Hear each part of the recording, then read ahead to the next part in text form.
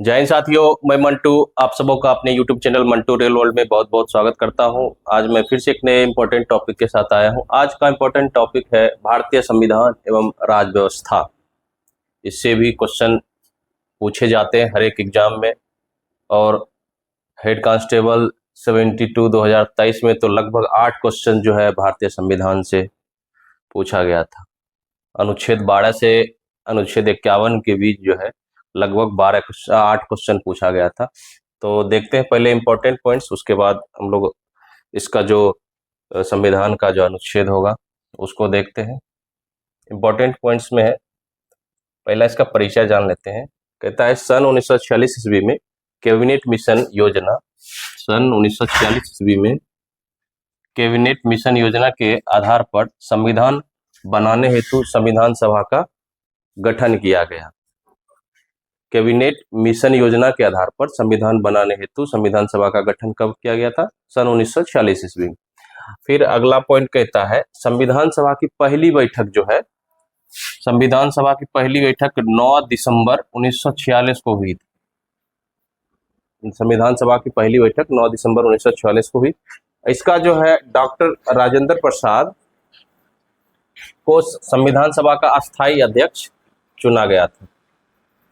Doctor Rajendra Prasad को संविधान सभा का अस्थायी अध्यक्ष चुना गया था, और डॉक्टर भीमराव अंबेडकर को प्रारूप समिति का अध्यक्ष बनाया गया था। फिर अगला पॉइंट कहता है कि दिनांक 26 नवंबर 1949 को संविधान बनकर तैयार हो गया। संविधान बनकर तैयार हो गया। दिनांक 26 नवंबर 1949 को संविधान बनकर तैयार हो गया। इसे बनने में 2 वर्ष 11 महीने 18 दिन लगा। संविधान को बनने में 2 वर्ष 11 महीना 18 दिन लगा, और इसी दिन संविधान को ग्रहण या स्वीकृत किया गया था। इसी दिन जो है 26 नवंबर 1949 को ही जो है संविधान को ग्रहण या स्वीकृत किया गया था। फिर अगला पॉइंट कहता है कि 26 जनवरी 1950 को संविधान लागू कर दिया गया, और इसी दिन भारत गणतंत्र बना। 26 जनवरी 1950 को जो है भारत का संविधान लागू किया गया, और इसी दिन जो है भारत एक गणतंत्र देश बन गया। अब फिर अगला पॉइंट कहता है मूल संविधान जब संविधान बना था उस समय संविधान में 22 भाग, 8 अनुसूची और 395 जो है ना अनुच्छेद थी। जिस समय संविधान बना था उस समय जो है संविधान में 22 भाग, 8 अनुसूची और 395 अनुच्छेद थी। वर्तमान में भारतीय संविधान में जो अभी 25 भाग, 12 अनुसूचियां और 448 या 470 कहीं कहीं दिया रहता है। तो आप ये देख लीजिएगा, 470 है तो 470 ऑप्शन में मारिएगा, या 448 दिया है तो 448 मारिएगा। ये अनुच्छेद है वर्तमान में। कहता भारत सरकार अधिनियम 1935 में कुल जो धाराएं थी 321 धाराएं थी। जो भारत सरकार अधिनियम 1935 जिसमें था उस समय जो है उसमें 321 धाराएं और 10 अनुसूचियां थी। फिर अगला पॉइंट कहता है कि संविधान सभा के अस्थायी सदस्य जो है डॉक्टर सच्चिदानंद सिन्हा थे, और अस्थायी सदस्य जो थे, अस्थायी अध्यक्ष जो थे आपका डॉक्टर राजेंद्र प्रसाद। संविधान सभा के अस्थायी अध्यक्ष डॉक्टर सच्चिदानंद सिन्हा थे। फिर अगला पॉइंट कहता है भारतीय संविधान की उद्देशिका का प्रारूप जवाहरलाल नेहरू ने बनाया था। भारतीय संविधान की उद्देशिका का प्रारूप जो है ना जवाहरलाल नेहरू बनाया था। फिर अगला पॉइंट कहता है संविधान सभा के अध्यक्ष ने संविधान पर हस्ताक्षर कब किया था? संविधान सभा के अध्यक्ष ने संविधान पर हस्ताक्षर कब किया था? 24 जनवरी 1950 को। संविधान पर हस्ताक्षर कब किया था? 24 जनवरी 1950 को किया गया था। फिर अगला पॉइंट है, संविधान सभा का संवैधानिक सलाहकार कौन था? संविधान सभा का संवैधानिक सलाहकार VN राव को नियुक्त किया गया था। संविधान सभा का संवैधानिक सलाहकार जो है, ये पूछा जाता है कभी कभी सलाहकार के बारे में, तो वो VN राव को नियुक्त किया गया था, ये ध्यान रखिएगा। फिर अगला पॉइंट है, राष्ट्रीय ध्वज तिरंगा को 22 जुलाई 1947 को मान्यता मिला था। मतलब स्वीकार कब किया गया था या मान्यता कब दिया गया था? राष्ट्रीय ध्वज तिरंगा को 22 जुलाई 1947 को मान्यता मिला था। फिर अगला पॉइंट यहाँ है, अगला पॉइंट कहता है कि राष्ट्रीय गान को 24 जनवरी 1950 को मान्यता मिला था। राष्ट्रीय गान को 24 जनवरी 1950 को मान्यता मिला था। राष्ट्रीय प्रतीक का कुछ पॉइंट छूटा हुआ था, उसको यहाँ मेंशन किया हो। पॉइंट कहता है, राष्ट्रीय प्रतीक को 26/1/1950 को मान्यता मिला। कहता है, मूल स्तंभ में शीर्ष पर 4 सिंह हैं। मूल स्तंभ में शीर्ष पर 4 सिंह हैं जो एक दूसरे की ओर पीठ किए हुए हैं। इसके नीचे घंटे के आकार के पद्म के ऊपर, इसके नीचे घंटे के आकार के पद्म के ऊपर एक चित्र, बिल्लरी में एक हाथी, एक चित्र बिल्लरी में क्या क्या है? एक हाथी, एक घोड़ा, एक सांड तथा एक सिंह की उभरी हुई मूर्तियां हैं। एक हाथी, एक घोड़ा, एक सांड तथा एक सिंह की उभरी हुई मूर्तियां हैं। इसके बीच में चक्र बने हुए हैं। इसके बीच में चक्र बने हुए हैं।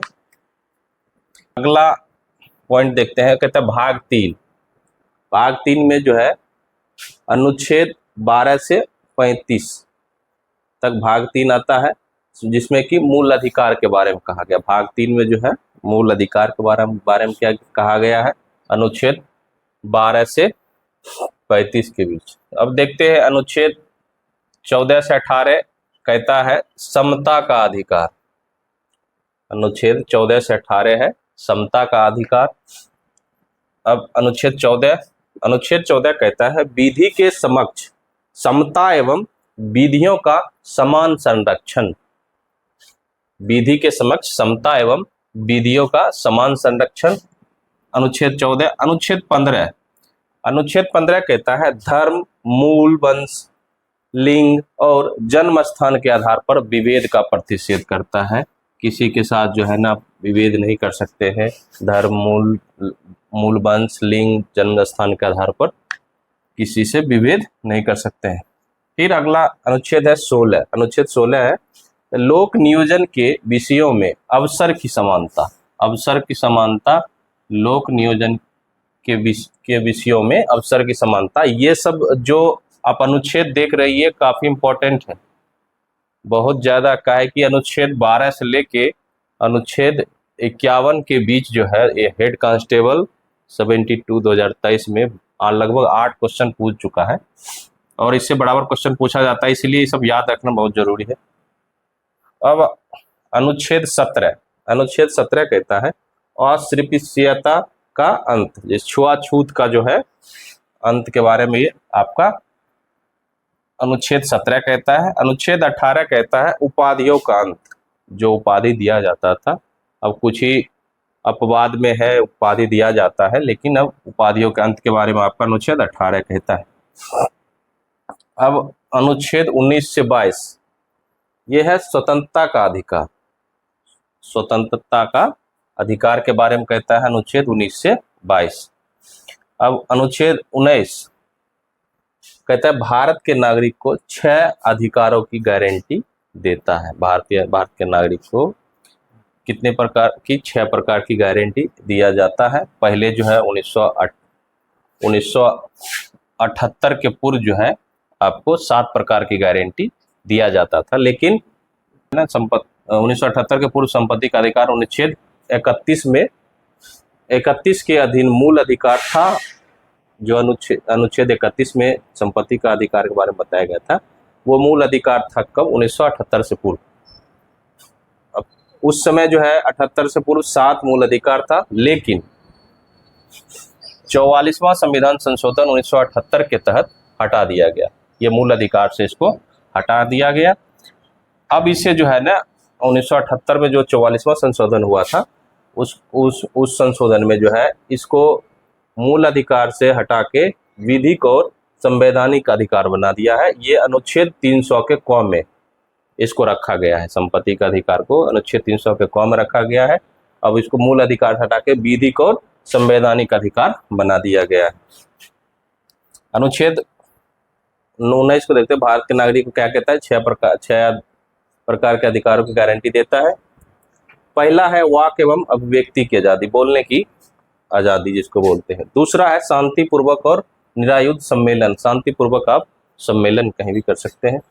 तीसरा कहता है संगम या संघ बनाने की, संगम या संघ बनाने की आपको अधिकार है। चौथा है भारत के राज्य क्षेत्र में सर्वत्र आवाज संचरण का अधिकार, भारत के राज्य क्षेत्र में सर्वत्र आवाज संचरण का अधिकार आपका चौथा है। पांचवा कहता है भारत के किसी राज्य क्षेत्र में, भारत के किसी राज्य क्षेत्र में किसी भाग में निर्बाध घूमने, निर्बाध आप घूम सकते हैं, बस जाने का भी आपको अधिकार है या निवास करने का भी अधिकार।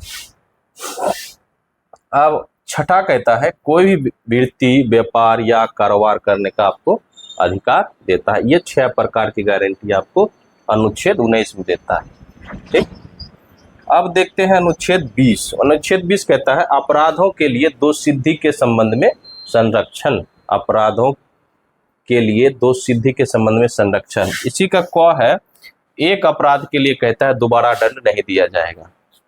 ये अनुच्छेद आपका 20 में ही कहता है एक अपराध के लिए दोबारा दंड नहीं दिया जाएगा। ये खाली पॉइंट याद रखिएगा कि इसके अंतर्गत अंदर जो है ना एक पॉइंट है अनुच्छेद 20। अनुच्छेद 21 कहता है प्राण एवं दैहिक स्वतंत्रता का अधिकार, प्राण एवं दैहिक स्वतंत्रता का अधिकार। अब इसी के क में जो है अनुच्छेद 21 के क में शिक्षा का अधिकार के बारे में कहा गया है। शिक्षा का अधिकार आपको ये 2002 में ये 86वां संविधान संशोधन के तहत जो है ना जोड़ा गया। क में शिक्षा का अधिकार, ये 86वां संविधान संशोधन भी याद रखिए 2002, और क में शिक्षा का अधिकार भी ध्यान रखिएगा। अनुच्छेद 21 कहता है। अनुच्छेद 22 कहता है कि कुछ दशाओं में गिरफ्तारी और निरोध से संरक्षण, कुछ दशाओं में गिरफ्तारी और निरोध से संरक्षण। 22 के 2 में जो है कहता है गिरफ्तारी के पश्चात, संविधान का अनुच्छेद 22 के 2 में कहता है गिरफ्तारी के पश्चात 24 घंटे के अंदर मजिस्ट्रेट के पास ले जाया जाना। जैसे सीआरपीसी में कहा गया है वैसे ही आपको यहाँ कहता है कि 22 के 2 में गिरफ्तारी के पश्चात 24 घंटे के अंदर मजिस्ट्रेट के पास किसी व्यक्ति को जब पुलिस गिरफ्तार करता है तो उसको ले जाया जाएगा। अब देखते हैं अगला अनुच्छेद। अब अगला अधिकार है शोषण के विरुद्ध अधिकार, अनुच्छेद 23 से 24। अनुच्छेद 23 से 24 है शोषण के विरुद्ध अधिकार। अब देखते हैं अनुच्छेद 23 कहता है मानवों के दुर्व्यापार एवं बलात्सर्म का प्रतिषेध, मानवों के दुर्व्यापार एवं बलात्सर्म का प्रतिषेध जो है आपका अनुच्छेद 23 कहता है। अनुच्छेद 24 कहता है कारखानों आदि में बालकों के नियोजन का प्रतिषेध, कारखानों में बालकों के नियोजन का प्रतिषेध। अब अगला अधिकार है धार्मिक स्वतंत्रता के अधिकार। अगला अधिकार है क्या? धार्मिक स्वतंत्रता का अधिकार। अनुच्छेद 25 से 28, धार्मिक स्वतंत्रता का अधिकार में अनुच्छेद 25 से 28। अब अनुच्छेद 25 कहता है, अनुच्छेद 25 कहता है अंतःकरण की और धर्म के अबाध रूप में मानने, आचरण और प्रचार करने की स्वतंत्रता, मतलब धर्म को मानना या उसके लिए प्रचार करने की स्वतंत्रता आपको स्वतंत्रता का अधिकार है आपको। अब अनुच्छेद 26 कहता है धार्मिक कार्यों के प्रबंध की स्वतंत्रता, धार्मिक कार्य को करने वाले उसके लिए कुछ प्रबंध करेंगे, उसके लिए भी स्वतंत्रता आपको अनुच्छेद 26 कहता है। अनुच्छेद 27 देखिए कहता है किसी धर्म की अभिवृद्धि के लिए करों के संदाय के बारे में स्वतंत्रता। किसी धर्म की अभिवृद्धि के लिए करों के संदाय के बारे में स्वतंत्रता है। अब अनुच्छेद 28 कहता है कुछ शिक्षा संस्थाओं में धार्मिक शिक्षा या धार्मिक उपासना में उपस्थित होने के बारे में स्वतंत्रता है। कुछ शिक्षा संस्थाओं में धार्मिक शिक्षा या धार्मिक उपासना में उपस्थित होने के बारे में स्वतंत्रता कहता है कि। अब अगला अधिकार है संस्कृति एवं शिक्षा संबंधी अधिकार। संस्कृति एवं शिक्षा संबंधी अधिकार अनुच्छेद 29 से 30। संस्कृति एवं शिक्षा संबंधी अधिकार अनुच्छेद 29 से 30 कहता है। अनुच्छेद 29 अल्पसंख्यकों को भाषा, लिपि और संस्कृति की सुरक्षा। जो अल्पसंख्यक है उसके भाषा, उसके लिपि और उसकी संस्कृति का सुरक्षा का अधिकार है। अब अगला अनुच्छेद 30 है। अनुच्छेद 30 कहता है शिक्षा संस्थाओं की स्थापना, शिक्षा संस्थाओं का स्थापना और प्रशासन करने का अल्पसंख्यक वर्ग का अधिकार। अल्पसंख्यक वर्ग को क्या है? शिक्षा संस्थाओं की स्थापना करने और उसका प्रशासन करने का अल्पसंख्यक वर्गों को जो है अधिकार है। अगला अधिकार है आपका संवैधानिक उपचारों का अधिकार। अनुच्छेद 32 कहता है, अनुच्छेद 32 मूल अधिकारों को परिवर्तित कराने के लिए उच्चतम न्यायालय जाने का अधिकार। ठीक, अब इसी में है, कहता है पॉइंट, उच्चतम न्यायालय द्वारा रीट जारी करने का अधिकार। उच्चतम न्यायालय जो है ना 5 प्रकार का रीट जारी करता है, आदेश जारी करता है। पहला है बंदी प्रत्यक्षीकरण, दूसरा है परमादेश, तीसरा है प्रतिषेध, चौथा है अधिकार प्रतीक्षा और पांचवा है उत्प्रेषण। 5 प्रकार का क्या कहते हैं रीट जारी कौन करता है? उच्चतम न्यायालय करता है। लेकिन विशेष रूप से यह ध्यान रखिएगा उच्च न्यायालय में रीट दायर अनुच्छेद 226 के तहत और उच्चतम न्यायालय में रीट दायर अनुच्छेद 32 के तहत। अब एक इम्पॉर्टेंट है जो फोर्स मेंबर है या पुलिस है उसके लिए है अनुच्छेद 33। अनुच्छेद 33 जो है सशस्त्र बलों और लोक व्यवस्था बनाए रखने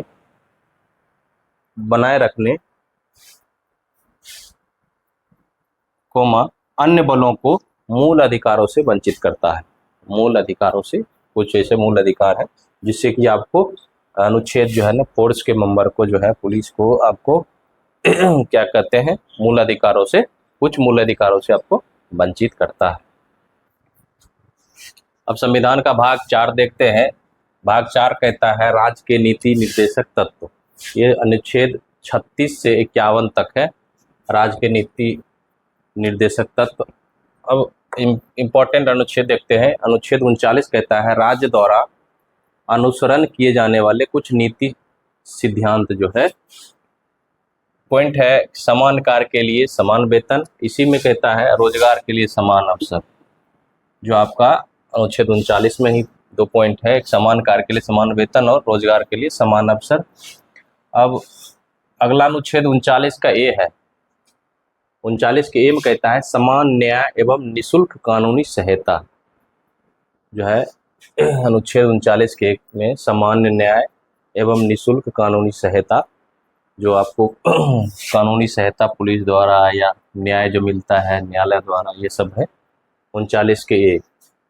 अब आपका अनुच्छेद 44 कहता है समान नागरिक संहिता। अनुच्छेद 44 कहता है समान नागरिक संहिता। और अनुच्छेद 45 जो है कहता है निःशुल्क शिक्षा। निःशुल्क शिक्षा के बारे में कहता है आपका अनुच्छेद 45।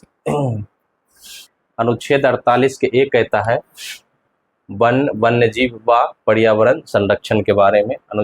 अनुच्छेद 48 के ए कहता है वन्यजीव व पर्यावरण संरक्षण के बारे में। अनुच्छेद 49 कहता है ऐतिहासिक धरोहरों का संरक्षण। ऐतिहासिक जो पुराना धरोहर है उसका जो है संरक्षण के बारे में कहता है आपका। अनुच्छेद 51 कहता है अंतर्राष्ट्रीय शांति एवं सुरक्षा को प्रोत्साहन देना। अनुच्छेद 51 कहता है अंतर्राष्ट्रीय शांति एवं सुरक्षा को प्रोत्साहन। राज्य पॉइंट है अगला कि राज्य के नीति निर्देशक तत्व न्यायालय में परिवर्तनीय नहीं है। ये इंपॉर्टेंट पॉइंट है कि राज्य के नीति निर्देशक तत्व जो है न्यायालय में परिवर्तनीय नहीं है, इसको परिवर्तन नहीं किया जा सकता है न्यायालय में। अगला पॉइंट कहता है इसे जो है ना राज्य के नीति निर्देशक तत्व को जो है ना कहाँ से लिया गया, तो आयरलैंड के संविधान से लिया गया। अब भाग 4 का क देखते हैं। भाग 4 के क में कहता है मौलिक कर्तव्य। मौलिक कर्तव्य जो है अभी वर्तमान में 11 प्रकार का है। मौलिक कर्तव्य कब आया देखते हैं। कहता है 42वें संविधान संशोधन 1976। 42वें संविधान संशोधन 1976 के द्वारा संविधान में एक नए भाग 4 का क जोड़ा गया था। नया भाग 4 का क जोड़ा गया था कब, 42वें संविधान संशोधन 1976 में। फिर कहता है अनुच्छेद, उसमें जो है भाग 4 का क में क जोड़ा गया था और अनुच्छेद 51 को क भी जोड़ा गया था उस समय। 51 को क, जिसको 51 को क नाम से जानते हैं, जिनमें नागरिकों को 10 मूल कर्तव्य, जिसमें नागरिकों को 10 मूल कर्तव्य का विशेष उल्लेख किया गया था। जिसमें कि जब 42वें संविधान संशोधन 1976 में आया था उस समय सभी नागरिक को 10 मूल कर्तव्य दिया गया था। ठीक, पुनः जो है 86वें संविधान संशोधन 2002 में हुआ था। 86वें संविधान संशोधन 2002 में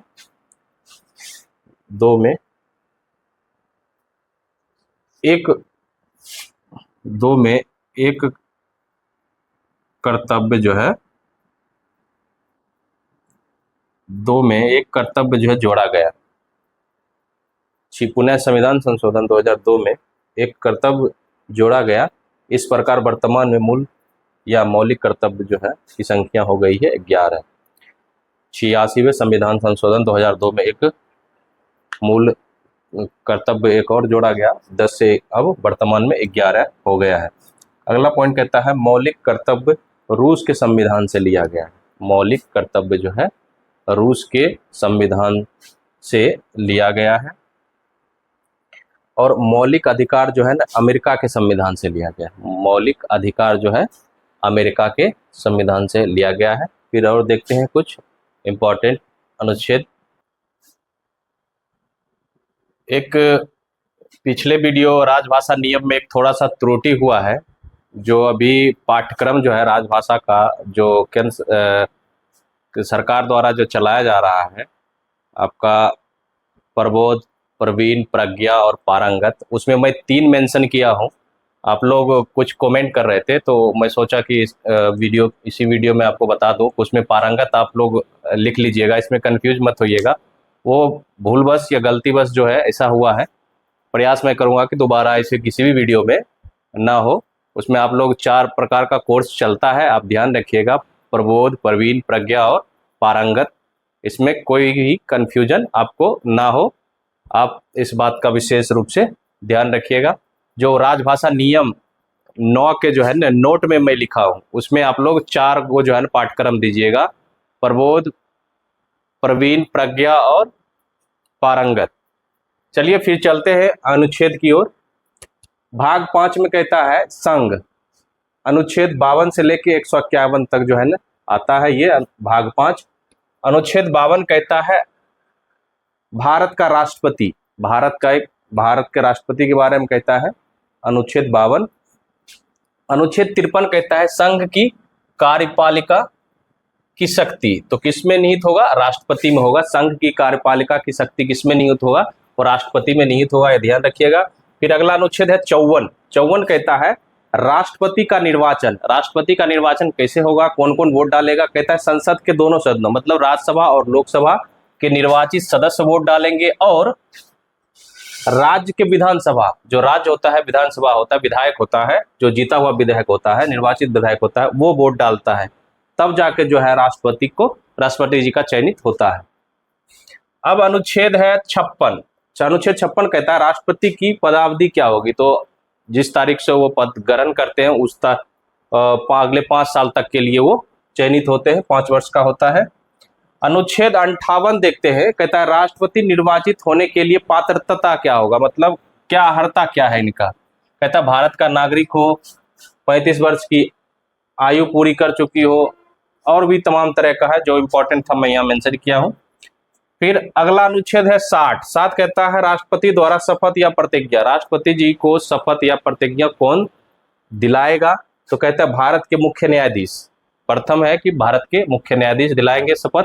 अगर उनकी अनुपस्थिति में उच्चतम न्यायालय के जो ज्येष्ठतम न्यायाधीश होगा वो जो है शपथ दिलाएंगे।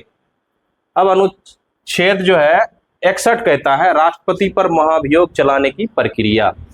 राष्ट्रपति पर महाभियोग चलाने की प्रक्रिया ये इंपॉर्टेंट है, ध्यान रखिएगा। अब अनुच्छेद 63 कहता है भारत का उपराष्ट्रपति। राष्ट्रपति हो गया 52 में, अब भारत का क्या कहता है, एक उपराष्ट्रपति होगा। तो भारत का एक उपराष्ट्रपति होगा आपका 63 कहता है। अनुच्छेद 64 कहता है उपराष्ट्रपति जो है राज्यसभा का पदेन सभापति होता है। राज्यसभा को जो है उच्च सदन भी कहा जाता है और लोकसभा को निम्न सदन कहा जाता है। ये आप लोग ध्यान रखिएगा।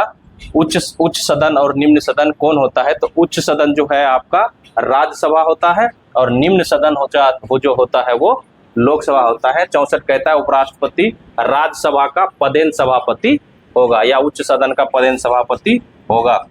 अनुच्छेद 72 कहता है क्षमा यादी की और कुछ मामलों में दंडादेश के निलंबन, परिहार या लघुकरण की राष्ट्रपति की शक्ति। मृत्यु दंड से जो राष्ट्रपति जी से जो अगर क्षमा याचना मांगता है, अगर न्यायालय द्वारा उसको मृत्यु दंड दे दिया जाता है तो वो क्षमा याचना जो है ना 72 के ही तहत, जो अनुच्छेद 72 के तहत ही कोई भी अपराधी करता है क्षमा याचना। अनुच्छेद 76 कहता है भारत के महान न्यायवादी अटॉर्नी जनरल के बारे में जो है आपको अनुच्छेद 76 कहता है। ये भी इंपॉर्टेंट है, थोड़ा ध्यान रखिएगा। अनुच्छेद 79 संसद का गठन। संसद का गठन जो है ये पूछा हुआ क्वेश्चन है। ये 2021 के ASI 72 रूल में जो है पूछा गया है संसद का गठन जो है कौन कौन से मिलकर बनेंगे होंगे। कहता है पहले राष्ट्रपति, लोकसभा और राज्यसभा मिलकर जो है संसद का गठन होगा। ये ध्यान रखिएगा, राष्ट्रपति, लोकसभा और राज्यसभा मिलकर ही संसद का गठन होगा। ये पूछा जा चुका है, थोड़ा आप ध्यान रखिएगा। अनुच्छेद 80 कहता है राज्यसभा की संरचना। अनुच्छेद 80 कहता है राज्यसभा की संरचना क्या होगा, या राज्यसभा के बारे में अनुच्छेद 80 है, ये ध्यान रखिएगा। और अनुच्छेद 81 जो है लोकसभा की संरचना के बारे में कहता है। संसद के बारे में हो गया 79, 80 हो गया राज्यसभा के बारे में, और अनुच्छेद 81 हो गया आपका लोकसभा के बारे में। आप ये विशेष रूप से ध्यान रखिएगा।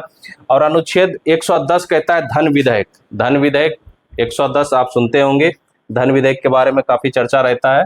तो अनुच्छेद 110 जो है ना धन विधेयक के बारे में है। और अनुच्छेद 120 जो है ये राजभाषा से संबंधित है। कहता है संसद में प्रयोग की जाने वाली भाषा जो है ना, ये आपका अनुच्छेद 120 जो मैं राजभाषा में बताया रूल में जो है राजभाषा नियम 9 में जो है एक नोट में लिखा था कि आपका क्या कहते हैं कितने प्रकार का कोर्स चलता है। तो आप यह ध्यान रखिएगा कि 4 प्रकार का भी पाठ्यक्रम है, प्रबोध, प्रवीण, प्रज्ञा और पारंगत। जो कि पारंगत छूट गया था, वहां आप लोग मेंशन कर लीजिएगा। किसी भी तरह का कोई कंफ्यूजन हो आप कमेंट के माध्यम से बताइए। मैं प्रयास ऐसे भी करता हूं कि बहुत किसी भी तरह का कोई गलती ना हो। अगर हो जाता है तो आप कमेंट के माध्यम से बताएं ताकि हम उसमें फिर से सुधार करें। चलिए फिर मिलते हैं अगले अनुच्छेद में। एक अनुच्छेद 75 छूट गया था। 75 कहता है प्रधानमंत्री की नियुक्ति, और नियुक्ति कौन करेगा? राष्ट्रपति करेगा, ये ध्यान रखिएगा। और अनुच्छेद 123 कहता है राष्ट्रपति को अध्यादेश जारी करने की शक्ति। राष्ट्रपति को अध्यादेश जारी करने की शक्ति अनुच्छेद 123 कहता है, इंपॉर्टेंट है, ध्यान रखिएगा। अनुच्छेद 124 कहता है उच्चतम न्यायालय का स्थापना और गठन के बारे में। उच्चतम न्यायालय का स्थापना और गठन के बारे में अनुच्छेद 124 कहता है। अनुच्छेद 143 कहता है उच्चतम न्यायालय से परामर्श करने की राष्ट्रपति की शक्ति। उच्चतम न्यायालय से परामर्श करने की राष्ट्रपति की शक्ति के बारे में 143 कहता है अनुच्छेद। और 148 अनुच्छेद 148 कहता है भारत का नियंत्रक महालेखा परीक्षक के बारे में। भारत का नियंत्रक लेखा परीक्षक के बारे में अनुच्छेद 148 कहता है, ये भी इंपॉर्टेंट है, ये भी ध्यान रखिएगा। अब भाग 6 में आते हैं। भाग 6 कहता है राज्य से संबंधित है। भाग 6 राज्य से संबंधित है। और उसमें अनुच्छेद देखते हैं, अनुच्छेद 153 कहता है राज्यपाल। अनुच्छेद 153 है राज्यपाल। राज्यपाल। अनुच्छेद 154 कहता है राज्य की कार्यपालिका शक्ति। तो राज्य की कार्यपालिका शक्ति जो है ना राज्यपाल के अंदर निहित होता है, यह ध्यान रखिएगा। 154 कहता है। अनुच्छेद 155 कहता है राज्यपाल की नियुक्ति। राज्यपाल की नियुक्ति कौन करेंगे? राष्ट्रपति करेंगे। राज्यपाल की नियुक्ति कौन करेंगे? राष्ट्रपति करेंगे। और अनुच्छेद 156 देखते हैं, कहता है राज्यपाल की पदावधि क्या होगा? 5 वर्ष होगा। जिस दिन से वो नियुक्त होता है उससे 5 वर्ष के लिए वो नियुक्त होंगे। और उसका उम्र कितनी होनी चाहिए राज्यपाल बनने के लिए? तो इसी में मेंशन कर दिया हूं, 35 वर्ष होनी चाहिए, ये ध्यान रखिएगा। अनुच्छेद 161 कहता है क्षमा आदि और कुछ मामलों में दंडादेश के निलंबन, परिहार या लघुकरण की राज्यपाल की शक्ति, मतलब क्षमा करने की, क्षमादान देने की शक्ति के बारे में आपका अनुच्छेद राज्यपाल का कहता है 161, और राष्ट्रपति का क्षमादान जो है 72 में, अनुच्छेद 72 में, वो ध्यान रखिएगा। अब अनुच्छेद 164 कहता है मुख्यमंत्री की नियुक्ति। अनुच्छेद 164 मुख्यमंत्री की नियुक्ति कौन करेगा? तो राज्यपाल करेंगे मुख्यमंत्री की नियुक्ति। अनुच्छेद 165 कहता है राज्य का महाधिवक्ता। 165 में है, अनुच्छेद 165 में राज्य का महाधिवक्ता के बारे में कहता है। अनुच्छेद 168 कहता है राज्यों के विधानमंडलों का गठन। राज्यों के विधानमंडलों का गठन जो है किन किन को मिलकर बनेगा? तो कहता है विधानमंडल जो है आपका बनेगा राज्यपाल, विधानसभा और विधान परिषद, तीनों मिलकर जो है विधानमंडल का गठन होगा। वो आपका जिस प्रकार जो है संसद का गठन जो है राष्ट्रपति, राज्यसभा, लोकसभा मिलकर होता है, वैसे ही यहाँ आ गया विधानमंडल का जो गठन होगा राज्यपाल, विधानसभा और विधान परिषद को मिलकर जो है आपका विधानमंडल का गठन होगा। ये पिछली बार जो है संसद का गठन के बारे में पूछा था, किन किन को मिलकर बनेगा। अब ये सब इंपॉर्टेंट है, थोड़ा ध्यान रखिएगा। अनुच्छेद 168 राज्यों के विधानमंडलों का गठन राज्यपाल और विधानसभा और विधान परिषद मिलकर बनेगा, वो गठन होगा। अनुच्छेद 169 कहता है राज्यों में विधान परिषद का सृजन। राज्यों में जो है विधान परिषद का सृजन के बारे में कहता है अनुच्छेद 169। और एक अनुच्छेद 170 कहता है विधानसभाओं की संरचना। विधानसभाओं की संरचना, विधान परिषद की संरचना 169 और विधान सभा की संरचना 170 हो गया अनुच्छेद। अब अध्याय 6 कहता है राज्य के उच्च न्यायालय। राज्यों के उच्च न्यायालय के बारे में अध्याय 6 कहता है। अनुच्छेद 216 कहता है उच्च न्यायालयों का गठन। अनुच्छेद 216 में अब उच्च न्यायालयों का गठन से संबंधित है, यह ध्यान रखिएगा। अनुच्छेद 280 जो है ना वित्त आयोग से संबंधित है। अनुच्छेद 280 वित्त आयोग से संबंधित है। और अनुच्छेद 315 कहता है संघ और राज्य के लिए लोक सेवा आयोग। संघ और राज्य के लिए लोक सेवा आयोग के बारे में जो है ना अनुच्छेद 315 कहता है। और अनुच्छेद 324 जो है ना निर्वाचन आयोग से संबंधित है। अनुच्छेद 324 जो है निर्वाचन आयोग से संबंधित है। अनुच्छेद 226 छूट रहा था, उसको देख लेते हैं। अनुच्छेद 226 कहता है कि कुछ रीट निकालने की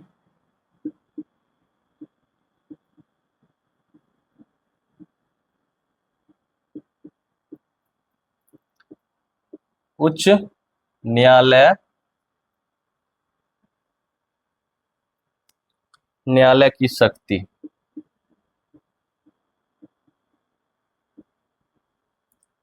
ये अनुच्छेद ध्यान रखिएगा। अनुच्छेद 226 कहता है कि कुछ रीट निकालने की उच्च न्यायालय की शक्ति, ये छूट रहा था, ये इसको मेंशन कर दिया हूं। अब फिर देखते हैं कुछ अगला और इम्पोर्टेंट अनुच्छेद। भाग 6 का अनुच्छेद 210 छूट रहा था। ये कहता है विधानमंडल में प्रयोग की जाने वाली भाषा। अनुच्छेद 210 कहता है भाग 6 का क्या विधानमंडल में प्रयोग की जाने वाली भाषा। अब आते हैं भाग 17। भाग 17 में है राजभाषा। अनुच्छेद 343 से 351 तक राजभाषा से संबंधित है। अब भाग 18 कहता है आपातकाल, आपातकाल से संबंधित है भाग 18 अनुच्छेद। अब इसमें 352 देखते हैं, कहता है आपातकाल, आपात की घोषणा। प्रथम आपातकाल जो होता है, फर्स्ट आपातकाल हुआ था 26 अक्टूबर 1962 को शुरू हुआ था और 21 नवंबर 1962 तक चला था। और दूसरा आपातकाल दूसरा राष्ट्रीय आपातकाल हुआ था 3 दिसंबर से 17 दिसंबर तक, दिसंबर 1971 के बीच तक। और तीसरा राष्ट्रीय आपातकाल हुआ था 25 जून 1975 से 21 मार्च 1977 तक। अब तक 3 बार जो है राष्ट्रीय आपातकाल की घोषणा हो चुका है। और अब अगला है अनुच्छेद 356 राज्य आपात, जिसको कि संवैधानिक आपात बोलते हैं, या राज्य सरकार बनाने में, राज्य में अगर सरकार बनाने में विफल होता है कोई पार्टी, तो वहाँ जो है राष्ट्रपति शासन लगाया जाता है। तो उस प्रथम बार जो है ना पंजाब में 1951 में जो है राष्ट्रपति शासन लगा था। और अनुच्छेद 360 वित्तीय आपातकाल अब तक नहीं लगा है, ये आपातकाल, वित्तीय आपातकाल अभी तक भारत में नहीं लगा है। अब अनुच्छेद 368 देखते हैं, कहता है संविधान संशोधन करने की संसद की शक्ति और इसके लिए प्रक्रिया। ये अनुच्छेद 368 कहता है संविधान संशोधन से संबंधित है, आप इसको ध्यान रखिएगा।